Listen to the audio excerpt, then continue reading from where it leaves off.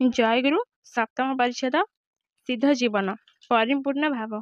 ବିଭିନ୍ନ ସାଧନ ଦ୍ୱାରା କେବଳ 3 ବର୍ଷ ଭିତରେ ଶ୍ରୀ ଶ୍ରୀ ଠାକୁରଙ୍କ ମଧ୍ୟରେ ନିଖିଳ ତତ୍ତ୍ୱରାଶି ପ୍ରକାଶିତ ହୋଇପଡ଼ିଲା। ତ୍ରିକୋକ୍ତ ସାଧନା ଯେତେବେଳେ ସେ ଜଗଜ୍ଜନନୀଙ୍କୁ ଜାୟ ରୂପରେ ସଦର୍ଶନ କଲେ, ସେତେବେଳେ ସେ ନିଜକୁ ଅସୀମ ଶକ୍ତିଶାଳୀ ଓ ଶିବ ସମୁଜ୍ଜତ ବୋଲି ମନେ କଲେ। ସେତେବେଳେ ତାଙ୍କ ନିକଟରେ ଶକ୍ତି ଲୀଳା ପ୍ରସୂତ ଜଗତ ପ୍ରକଟ ହୋଇପଡ଼ିଲା। ଏହି ସମୟରେ ଠାକୁର ମନେ କରୁଥିଲେ, ଯାହା ଜାଣିବାର ସମସ୍ତ ଜଣାଗଲାଣି, ଏହାପରେ ଜାଣିବାର ଆଉ କିଛି ନାହିଁ। ତତ୍ପରେ ଅତି ଅଳ୍ପ ଦିନ ଭିତରେ ତାଙ୍କ ମଧ୍ୟରେ ଏହି ତ୍ରିକୋକ୍ତ ଶକ୍ତିବାଦର ଅପୂର୍ଣ୍ଣତ୍ୱ ବୋଧ ଜାଗି ଉଠିବାରୁ ସନ୍ନ୍ୟାସୀ ହୋଇ ସେ ବେଦାନ୍ତ ବିଚାର କରିବାକୁ ଲାଗିଲେ। ବେଦାନ୍ତ ବିଚାରରେ ଏକ ମହା ଅନର୍ଥ ଆସି ଉପସ୍ଥିତ ହେଲା। ସେ ତନ୍ତ୍ର ସାଧନା ଦ୍ୱାରା ଯାହା ସବୁ ଶିକ୍ଷା କରିଥିଲେ, ପ୍ରଥମରେ ସେସବୁ ମିଥ୍ୟା ବୋଧ ହେବାକୁ ଲାଗିଲା। ତନ୍ତ୍ରଶାସ୍ତ୍ର ଏହି ଜଗତର ଏକମାତ୍ର ମହାଶକ୍ତିଙ୍କୁ ନେଇ ବିଚାର କରିଅଛି, କିନ୍ତୁ ବେଦାନ୍ତ ମତରେ ଏହି ଜଗତ ମାୟା, ମିଥ୍ୟା ଏବଂ ପ୍ରହେଳିକା। ଯାହା ସ୍ଥୂଳ ବା ଦୃଶ୍ୟମାନ, ତାହା ମହାଶକ୍ତି ଜଗଜ୍ଜନନୀଙ୍କ ଦ୍ୱାରା ପ୍ରସୂତ। ତାହା ସମସ୍ତ ମିଥ୍ୟା ବା ସ୍ୱପ୍ନ ରଚନା ଭଳି ଅଲିକ। ଏହାର କୌଣସି ସତ୍ତା ନାହିଁ। ବେଦାନ୍ତର ପ୍ରତିପାଦ୍ୟ ବ୍ରହ୍ମ ଏକମାତ୍ର ସତ୍ୟ। ସେହି ସାଧନା ଅଧିଷ୍ଠାନ ବା ଆଧାର ରୂପେ ବ୍ରହ୍ମରେ ରୂପ କଳ୍ପିତ ହୋଇଥାଏ। ସୁତରାଂ ଅଧିଷ୍ଠାନର ସତ୍ତା ବ୍ୟତୀତ ମାୟାର, ସୁତରାଂ ସତ୍ତାର ଏକାନ୍ତ ଅଭାବ। ତେଣୁ ପ୍ରାଥମିକ ବିଚାରରେ ତ୍ରିକୋକ୍ତ ଶକ୍ତିବାଦ ସତେ କ'ଣ ମିଥ୍ୟା? ତେବେ ସେ ଯାହାଙ୍କୁ ସାକ୍ଷାତ ପାଇଥିଲେ, ସେ ଦେବୀ କ'ଣ ସ୍ୱପ୍ନ ପରି ମିଥ୍ୟା? ପ୍ରକୃତ ତତ୍ତ୍ୱ କ'ଣ ତେବେ ଏହି ବେଦାନ୍ତ? ତାହାହେଲେ କ'ଣ ତନ୍ତ୍ର ମିଥ୍ୟା? ତନ୍ତ୍ରର ସାଧନା ମିଥ୍ୟାର ସାଧନା? ଶଙ୍କର ମତରେ ବା ନବ୍ୟ ବେଦାନ୍ତରେ ବ୍ରହ୍ମ ସତ୍ୟ ଓ ଜଗତ ମିଥ୍ୟା ବୋଲି କଥିତ। ସୁତରାଂ ଏହି ବେଦାନ୍ତ ସାଧନାରେ ଜଗତଜ୍ଞାନ ଲାଭ ହୁଏ ନାହିଁ, ଏହା ମିଥ୍ୟା। କିନ୍ତୁ ତନ୍ତ୍ର ମତରେ ବା ଶାକ୍ତ ବା ଶୈବ କରିବାକୁ ଇଚ୍ଛା କରିଥିଲେ ବୋଲି ତାଙ୍କୁ ଯୋଗ ପଥରେ ଗତି କରିବାକୁ ହୋଇଥିଲା। ତନ୍ତ୍ର ଅନ୍ୟ କିଛି ନୁହେଁ, ତାହା ଯୋଗଶାସ୍ତ୍ରର କର୍ମକାଣ୍ଡ ମାତ୍ର। ଶଙ୍କର ମତର ସାଧନାରେ ଶ୍ରୀ ଶ୍ରୀ ଠାକୁର ବ୍ରହ୍ମଜ୍ଞାନ ଲାଭ କରିଥିଲେ, ପିଣ୍ଡ ବ୍ରହ୍ମାଣ୍ଡ ଜ୍ଞାନ ଲାଭ କରି ନ ଥିଲେ। କିନ୍ତୁ ଯେତେବେଳେ ଯୋଗ ସାଧନା ଦ୍ୱାରା ଅସମ୍ପ୍ରଜ୍ଞାତ ସମାଧି ଲାଭ ହେଲେ, ସେତେବେଳେ ତାଙ୍କ ନିକଟରେ ଆଉ ଗୋଟିଏ ଅନ୍ତର୍ଜଗତ ଫୁଟି ଉଠିଲା।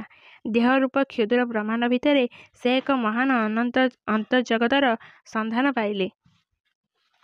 ଏହି ଅନ୍ତର୍ଜଗତ ଏତେ ବୈଚିତ୍ର୍ୟମୟ ଯେ, ସେଠାରୁ ତାଙ୍କର ଆଉ ଏକ ଜଗତ ସମ୍ବନ୍ଧରେ ପ୍ରତ୍ୟକ୍ଷ ଜ୍ଞାନ ଲାଭ ହେଲା। ଜ୍ଞାନର ଉଦୟ ହେଲା, ସେତେବେଳେ ସେ ଏହି ସୃଷ୍ଟିଲୀଳା ରୂପେ ବିରାଟ ଜଗତର ଓ ଉଦୟଶକ୍ତିରିକ୍ତ ଜଗତର ସ୍ୱରୂପ ଜାଣିଲେ ଏବଂ ତନ୍ତ୍ର ସହିତ ଜ୍ଞାନର ସଂପ୍ରଜ୍ఞାତ କରିପାରିଲେ। ସେତେବେଳେ ସେ ଉପଲବ୍ଧ କଲେ ଯେ, ଶକ୍ତିର ଅଧିଷ୍ଠାନଭୂତ ସତ୍ତା ଭାବରେ ବ୍ରହ୍ମର ଉପାସନା ହୁଏ। ଯେପରି ନିରୁପାଧିକ ବିଶୁଦ୍ଧ ଚୈତନ୍ୟ ସ୍ୱରୂପ ବ୍ରହ୍ମର ଉପାସନା ଅସମ୍ଭବ, ଅଧିକନ୍ତୁ ଶକ୍ତିର ଆଶ୍ରୟ ନାହିଁ, ସେ ବ୍ରହ୍ମର ଆଶ୍ରିତା। ତେଣୁ ତାନ୍ତ୍ରିକତାର ମହାଶକ୍ତି ଶିବରୂପ ମହାଶକ୍ତିର ଉପରେ ସଂସ୍ଥିତା। ପରେ ସେ ଯୋଗ ସହିତ ତନ୍ତ୍ର ଓ ଜ୍ଞାନର ମିଳନ ଦେଖିପାରିଲେ। ସେ ଦେଖିଲେ, ପ୍ରକୃତ ପୁରୁଷ ଉଭୟାତ୍ମିକ ବ୍ରହ୍ମ ହିଁ ତତ୍ତ୍ୱର ଶିବଶକ୍ତି। ତତ୍ପରେ ସେ ଯୋଗ ଓ ବେଦାନ୍ତର ପରମାତ୍ମା ତତ୍ତ୍ୱ ବ୍ରହ୍ମତତ୍ତ୍ୱର ଏକାଧାରାର ମିଳନ ଦେଖିପାରିଲେ। 3 ପ୍ରକାର ବିଭିନ୍ନ ଶାସ୍ତ୍ରୋକ୍ତ ସାଧନା ପରେ ସାଧନା ପଦ୍ଧତି ବିଭିନ୍ନ ଅଧଃସତ୍ତ୍ୱର ପ୍ରକାଶ କରୁଥିଲେ ମଧ୍ୟ ସମସ୍ତ ସାଧନା ମୂଳର ତତ୍ତ୍ୱର ଅବିରୋଧୀ। ଭାବଲୋକର ସନ୍ଧାନ ପାଇବା ମାତ୍ରକେ ଅନ୍ୟ ଗୋଟିଏ ଜଗତ ତାଙ୍କ ସମ୍ମୁଖରେ ଭାସି ଉଠିଲା।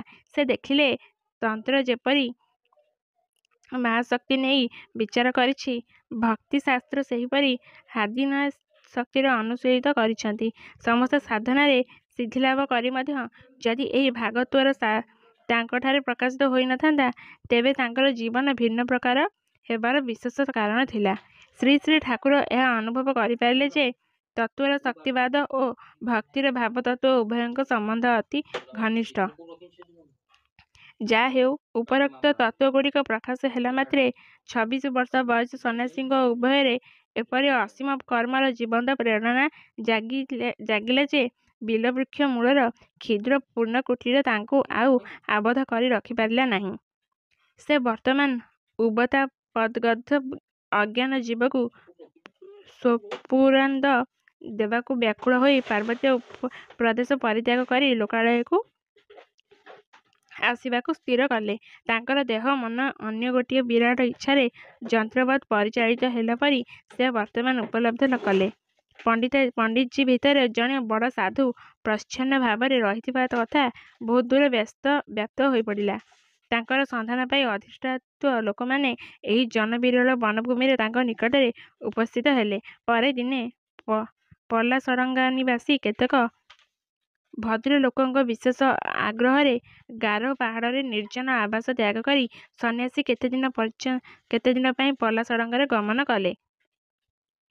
ସେଠାରେ ପଲାସଡ଼ଙ୍ଗାର ଲୋକମାନେ ସନ୍ନ୍ୟାସୀଙ୍କ ସମ୍ବର୍ଦ୍ଧନା ପାଇଁ ସଂକୀର୍ତ୍ତନ ଆଦିର ଯୋଗାଡ଼ କରିଥିଲେ। ଫଳରେ ସଂକୀର୍ତ୍ତନ ଶ୍ରବଣରେ ଠାକୁର ନିଗମାନନ୍ଦ ସମାଧିମଗ୍ନ ହୋଇପଡ଼ିଲେ। ସନ୍ଦେହଚିତ୍ତ ଲୋକମାନଙ୍କ ମଧ୍ୟରୁ ଜନୈକ ଯୁବକ ସନ୍ନ୍ୟାସୀଙ୍କ ସମାଧି ପରୀକ୍ଷା କରିବା ପାଇଁ ଖଣ୍ଡିଏ ପ୍ରଜ୍ୱଳିତ ଅଙ୍ଗାର ତାଙ୍କର ଦକ୍ଷିଣ ଜାନୁରେ ସନ୍ଧ ସ୍ଥାନରେ ରଖିଦେଲେ। 2 ଘଣ୍ଟା ପରେ ଠାକୁରଙ୍କର ସମାଧି ଭଗ୍ନ ହେଲା।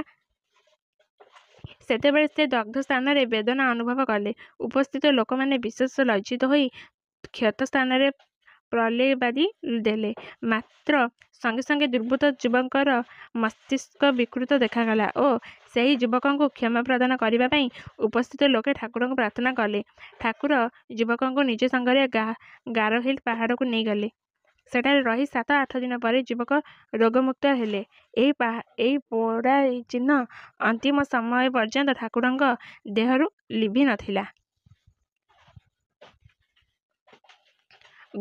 ଗୃହସ୍ଥମାନଙ୍କ ସହିତ ପ୍ରଥମ ସମ୍ମିଳନୀରେ ସାଧୁମାନଙ୍କ ପ୍ରତି ଅବିଶ୍ୱାସର ପ୍ରମାଣ ପାଇ ସେ ଅନୁମାନ କଲେ ଯେ ଲୋକାଳୟରୁ ଗଲେ ଏହିପରି ଘଟିବ ଏବଂ ସାଧାରଣ ଲୋକଙ୍କର ସହଜରେ ବିଶ୍ୱାସ ହେବ ନାହିଁ।